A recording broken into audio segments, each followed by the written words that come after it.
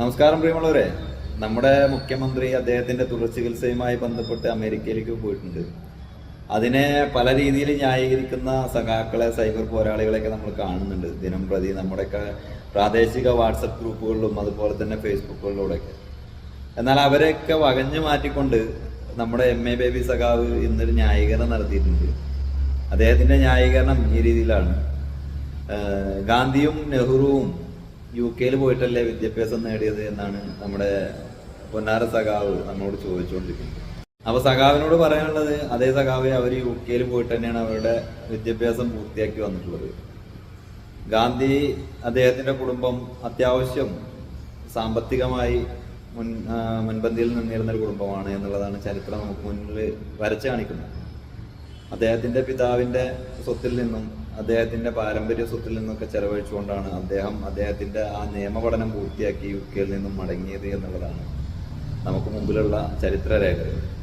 അതുപോലെ തന്നെയാണ് നെഹ്റുവിന്റെ കുടുംബവും വളരെ വലിയ പ്രഭുക്കളായിട്ടുള്ള ഒരു കുടുംബമായിരുന്നു എന്നുള്ളതാണ് ചരിത്രം പറയുന്നത്.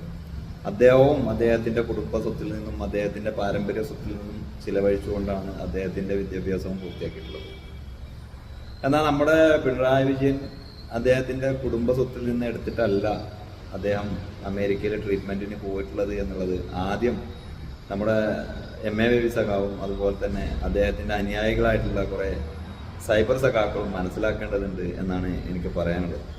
മുഖ്യമന്ത്രി അമേരിക്കയിലേക്ക് ചികിത്സക്ക് പോയതിനെ കളിയാക്കാനൊന്നും ഞാനില്ല. കാരണം നമ്മൾ തന്നെ വർഷാവർഷം ബജറ്റിലൂടെ ഇത്തരത്തിൽ മുഖ്യമന്ത്രിയുടെയും അതുപോലെ തന്നെ മന്ത്രിമാരുടെയും MLA മാരുടെയും അവരുടെ കുടുംബത്തിന് വേണ്ടി നല്ലൊരു സംഖ്യ ബജറ്റിൽ നമ്മൾ നീക്കി വെക്കുന്നുണ്ട്. ഇവരുടെ ചികിത്സയുമായി ബന്ധപ്പെട്ട് അവർക്ക് ഉപയോഗിക്കാൻ വേണ്ടിയിട്ടാണ് ചെയ്യുന്നത്. അത് സഖാക്കൾ അംഗീകരിച്ചാൽ മതി. ഇത്തരത്തിലെ നികുതി പണത്തിൽ നിന്നും പണം എടുത്തുകൊണ്ടാണ് പിണറായി വിജയൻ നമ്മുടെ മുഖ്യമന്ത്രി ചികിത്സക്ക് പോയിട്ടുള്ളത് എന്നുള്ളത് സഖാക്കൾ അംഗീകരിച്ചാൽ തീരുന്ന പ്രശ്നമേ ഉള്ളൂ. അപ്പോൾ ഇത് അവർ അംഗീകരിക്കാത്തത് എന്തുകൊണ്ടാണെന്ന് വെച്ചാൽ, മുഖ്യമന്ത്രിക്ക് എന്തുകൊണ്ടാണ് കേരളത്തിൽ നിന്നും ചികിത്സ കിട്ടാത്തത് എന്നുള്ളത് ജനങ്ങൾ ചോദിക്കുന്നുണ്ട്.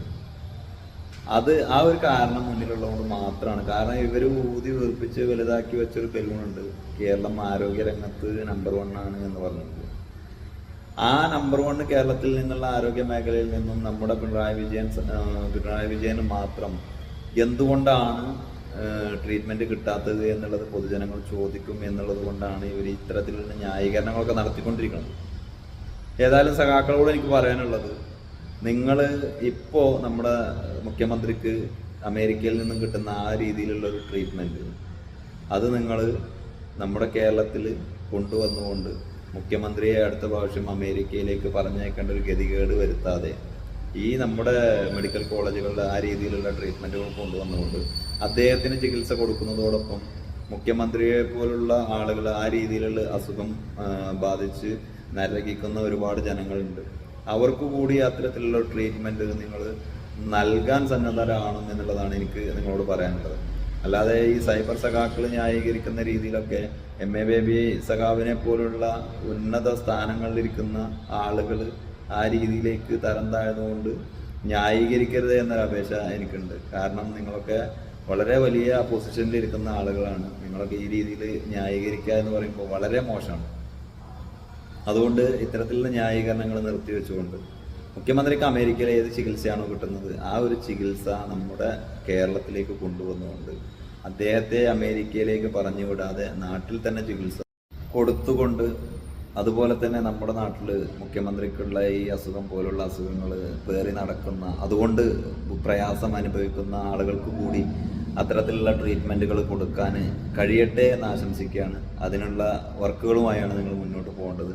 അല്ലാതെ ഈ രീതിയിൽ സൈബർ സഖാക്കൾ ന്യായീകരിക്കുന്ന രീതിയിൽ ന്യായീകരിച്ചുകൊണ്ട് വെളുപ്പിക്കാനല്ല നോക്കേണ്ടത് എന്ന് ഓർമ്മപ്പെടുത്തിക്കൊണ്ട് നമ്മുടെ മുഖ്യമന്ത്രിയുടെ ട്രീറ്റ്മെൻറ്റുകളൊക്കെ എത്രയും പെട്ടെന്ന് പൂർത്തിയാക്കി അദ്ദേഹത്തിന് പൂർണ്ണ ആരോഗ്യത്തോടു കൂടി നമ്മുടെ കേരളത്തിലേക്ക് വരാനുള്ള എല്ലാവിധ സാഹചര്യങ്ങളും ഉണ്ടാകട്ടെ എന്ന് ആശംസിച്ചുകൊണ്ട് നിർത്തുന്നു. നന്ദി.